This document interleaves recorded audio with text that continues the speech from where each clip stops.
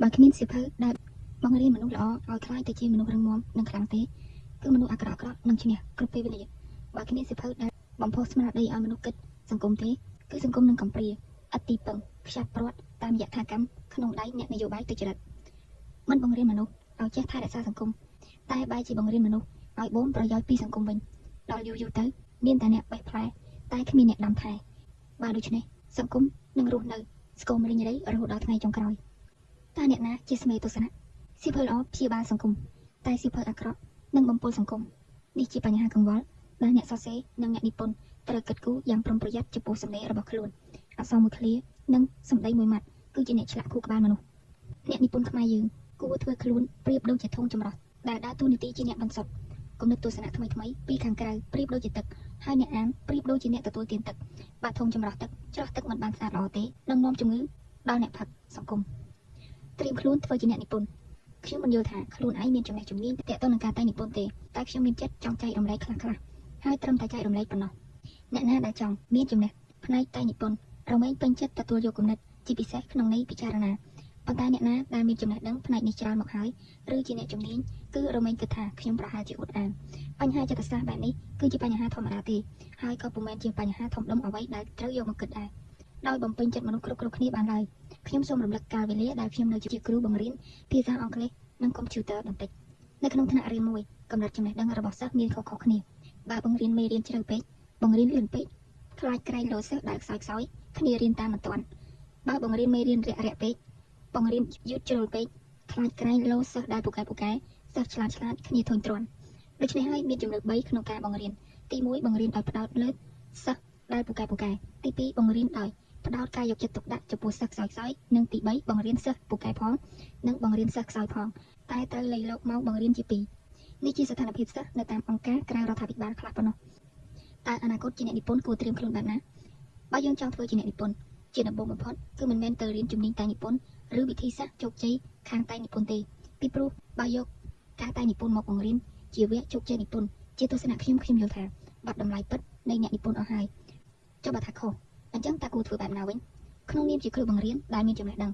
ងតើគ្រូប៉ុន្មានអ្នកដែលយកវិជ្ជាជីវៈជាគ្រូមកស្វែងរកភាពជោគជ័យបើសិនជាតម្លៃស្នូលនៃចំណេះដឹងត្រូវបានបោះវែងដោយទឹកប្រាក់តើតម្លៃពិតនៃអ្នកចេះដឹងនៅឯណាក្នុងនាមជាអ្នករៀនសូត្រចេះដឹងគឺពុំគួរយកចំណេះដឹងមកធ្វើកម្មចិន្តាទេខ្ញុំលើកឡើងបែបនេះគឺពុំមែនជាទ្រឹស្ដីបែបឧត្តមគតិនិយមឡើយតែវាជាសច្ចភាពនិងការពិតមួយដែលនាំឲ្យសង្គមរីកចម្រើនតើអ្នកចង់ចេះជំនាញតែនិពន្ធគួរធ្វើយ៉ាងណាខ្លះកុំទាន់រៀនជំនាញតែនិពន្ធតែត្រូវហ្វឹកហាត់ខ្លួនឯងទាំងផ្នែកបញ្ញាស្មារតីចំណេះដឹងចរិតលក្ខណៈឲ្យល្អសិនការតែនិពន្ធគឺត្រូវការចំណេះដឹងច្រើនមិនថាជាការពិចារណាបានល្អការចេះវិភាគវែកញែកស៊ីជម្រៅជាមនុស្សដែលពូកែស្រាវជ្រាវនិងមានឧត្តមគតិខ្ពស់ហេតុអ្វីត្រូវមានឧត្តមគតិខ្ពស់ពីព្រោះថាទឹកបិចរបស់អ្នកនិពន្ធអាចយកទៅរកស៊ីឬចរចាមកជំនួយជាមួយអ្នកនយោបាយបានបើយើងមានចំណុចទាំងប៉ុន្មានខាងលើនេះហើយគឺអាចធ្វើជាអ្នកនិពន្ធបានហើយយុវជនយើងពុំគួរទៅរៀនវគ្គតែនិពន្ធទេតែយើងត្រូវរកឱកាសវិនិយោគលើចំណេះដឹងឲ្យបានច្រើនធ្វើយ៉ាងណាឲ្យខ្លួនឯងមានចំណេះដឹងទូលាយជាមុនសិនក្រៅពីចំណេះដឹងហើយយើងត្រូវការបទពិសោធន៍ជីវិតជាក់ស្ដែងថែមទៀតតើអ្នកនិពន្ធគួរមានចរិតបែបណានិយាយរួមនិយាយឲ្យខ្លីនិយាយឲ្យងាយយល់អ្នកនិពន្ធធ្វើចរិតបែបណាក៏បានដែរតែកុំឲ្យខ្លឹមសារនៃសំណេរនិងការប្រព្រឹត្តរបស់ខ្លួនឯងក្នុងនាមជាអ្នកនិពន្ធខុសគ្នាឲ្យសោះបើសំណេរនិងចរិតពិតនៃអ្នកនិពន្ធមិនមានលក្ខណៈដាល់ត្រសងគ្នាឬស្រដៀងគ្នាឬមិនដូចគ្នាទេគឺសំណេរនឹងក្លាយទៅជាគ្មានតម្លៃដាច់ខាតចំណុចនេះមានន័យថាអ្នកនិពន្ធអាចសរសេរពីការធ្វើល្អសរសេរពីការមានចរិតល្អឬសរសេរពីការស្រឡាញ់សង្គមតែបើការប្រព្រឹត្តមិនដូចនឹងអ្វីដែលទឹកបិចខ្លួនចាជាអក្ខរាទេគឺពុំមែនជាការត្រឹមត្រូវឡើយជាមនុស្សម្នាក់ក្នុងសង្គមដែលតំណាងឲ្យតួអង្គចំណេះដឹងយើងត្រូវមានលក្ខណៈសម្បត្តិជាមនុស្សត្រឹមត្រូវហើយពុំអាចធ្វើអ្វីបណ្ដោយខ្លួនឲ្យដូចមនុស្សធម្មតាបានទេការលើកឡើងរបស់ខ្ញុំបែបនេះគឺហាក់ដូចជាដាក់កំហិតចំពោះអ្នកនិពន្ធបន្តិចតែនេះជាលក្ខណៈមួយដែលគួរធ្វើត្បិតបើសិនជាយើងចង់កសាងមូលធនមនុស្សតាមរយៈអំណាចបើសិនជាយើងចង់បណ្ដោយខ្លួនឬបណ្តែតប្រាណតាមតែចិត្តចង់របស់ខ្លួនឯងបំរើតែតណ្ហាខ្លួនឯងក៏ពុំមានទាស់ខុសអ្វីដែរផ្ទុយទៅវិញសំណេររបស់យើងទោះបីជាល្អយ៉ាងណាក៏ដោយតែបើយើងធ្វើខ្លួនមិនត្រឹមត្រូវទេគឺខ្លឹមសារនៃសំណេរដែលផ្សាយចេញទៅនឹងត្រូវសារប្រលៀបពីខ្លឹមសារល្អទៅជាខ្លឹមសារឥតន័យឬជាខ្លឹមសារមិនល្អព្រោះតែចរិតលេងសើចហួសហេតុឬចរិតមិនត្រឹមត្រូវឬចរិតមិនសមរម្យរបស់យើងជាដើមខ្ញុំសូមលើកយកឧទាហរណ៍អំពីខ្ញុំមកចែករំលែកប្រសិនបើខ្ញុំមានចំណេះដឹងខាងតែនិពន្ធខ្ញុំនឹងមិនបង្រៀនជំនាញតែនិពន្ធទេតែខ្ញុំនឹងប្រែក្លាយការបង្រៀនឲ្យទៅជាការបង្វឹកដោយផ្ទាល់ដោយមិនយកថ្លៃឈ្នួលជាថវិកាទេ no price thank but priceless រយៈពេលបង្វឹកគឺត្រឹម1 ឆ្នាំរបៀបរៀនបែបបង្វឹកនេះគឺមួយថ្ងៃត្រូវអានសៀវភៅមួយក្បាលហើយសរសេរអត្ថបទដែលមានប្រធានបទជាក់លាក់ពី5ទំព័រទៅ10ទំព័ររហូតដល់1ឆ្នាំពេលរៀនចប់នឹងក្លាយទៅជាអ្នកនិពន្ធតែម្ដងការបង្វឹកពេញ1ឆ្នាំនេះខ្ញុំនឹងបន្ថែមលើចំណេះដឹងបច្ចេកទេសចាំបាច់បំផុតខ្លះដូចជាការរចនាអត្ថបទសៀវភៅតាមរយៈកម្មវិធី Standard Adobe InDesign ការរចនាក្របសៀវភៅតម្រូវនឹងព្រលឹងអត្ថបទ Adobe Photoshop and Adobe Illustrator របៀបជ្រើសរើសចំណងជើងសៀវភៅរៀនបន្សុទ្ធចំណេះដឹងតាមរយៈបរិបទសង្គមឆ្វេងយល់ពីសៀវភៅបកប្រែសមាធិសម្រាប់ការតែនិពន្ធ Writing Meditations ព្រមទាំងយុទ្ធសាស្ត្ររុញច្រានសៀវភៅឲ្យដល់ដៃអ្នកអានទូទៅផងដែរ Digital Book លក្ខខណ្ឌស៊ីជម្រៅនៃការរៀនគឺមិនពិបាកឡើយដោយគ្រាន់តែរៀនអានឲ្យពូកែអានរហូតក្លាយទៅជាអ្នកអានបែបស្រាវជ្រាវវិធីអត្ថបទឆ្លុះបញ្ចាំងនឹងសង្គមវិភាគចរិតអ្នកសរសេរសម័យកាលផ្នែកគំនិតស្ថានភាព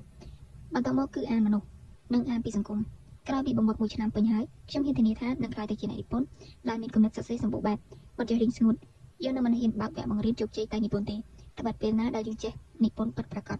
បើមិនមានប្រសិទ្ធភាពឬបើមិនជឿខ្ញុំទេក៏មិនដឹងធ្វើយ៉ាងណាដែរពីព្រោះថាបើបង្រៀនយកលុយពេលរៀនមិនចេះមិនបានផលមិនអាចខ្លាយទៅជាអ្នកនិពន្ធគឺនឹងប្រគល់លុយជុំវិញតែដល់បង្រៀនមិនគិតប្រាក់អញ្ចឹងមិនដឹងថាត្រូវនិយាយបែបណាទើបជឿចុងក្រោយទោះជឿឬមិនជឿក៏ដោយក៏មិនសំខាន់ដែរព្រោះជាក់ស្ដែងវាគ្រាន់តែជាឧទាហរណ៍ប៉ុណ្ណោះខ្ញុំពុំមានចេតនាអ្វីផ្សេងក្រៅតែពីជូនជាគំនិតនិងការពិចារណាដល់យុវជនយើងដែលចង់ក្លាយខ្លួនទៅជាអ្នកនិពន្ធប៉ុណ្ណោះ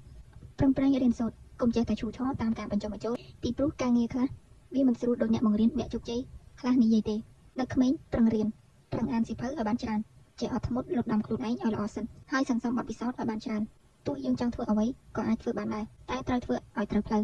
ប្រឹងវិនិយោគលើចំណេះដឹងជាក់ស្ដែងបើយើងពិតជាចង់មែនកុំទៅរកមនុស្សលេងកុំទៅរកមនុស្សដែលប្រាប់ពីផ្លូវកាត់តែត្រូវរកមនុស្សដែលដឹងផ្លូវត្រូវទៅពិតប្រាកដទៅដល់គោលដៅព្រមទាំងអាចឈរជើងបានយូរអង្វែងបញ្ជាក់ជូនជាថ្មីម្ដងទៀតអត្ថបទនេះសម្រាប់ពិចារណាហើយជាការជូនគំនិតដល់យុវជនយើងដែលមានចំណេះដឹងចង់ក្លាយជាអ្នកនិពន្ធដែរឧទាហរណ៍ខាងលើគឺជាចំណេះដឹងដែលអ្នកនិពន្ធគួរមានអ្វីត្បិតជាឧទាហរណ៍ប៉ុន្មានតែវាមានប្រយោជន៍សម្រាប់ការងារតែនិពន្ធបើកន្លែងណាដែលមានបង្រៀនចំណេះដឹងតែនិពន្ធដូចឧទាហរណ៍ខាងលើដូចដែលខ្ញុំបានលើកឡើងគឺគួរតែសាកល្បងរៀនយើងនឹងក្លាយទៅជាអ្នកនិពន្ធពិតប្រាកដនៅពេលណាយើងរៀនចំចំណេះដឹងពិតប្រាកដ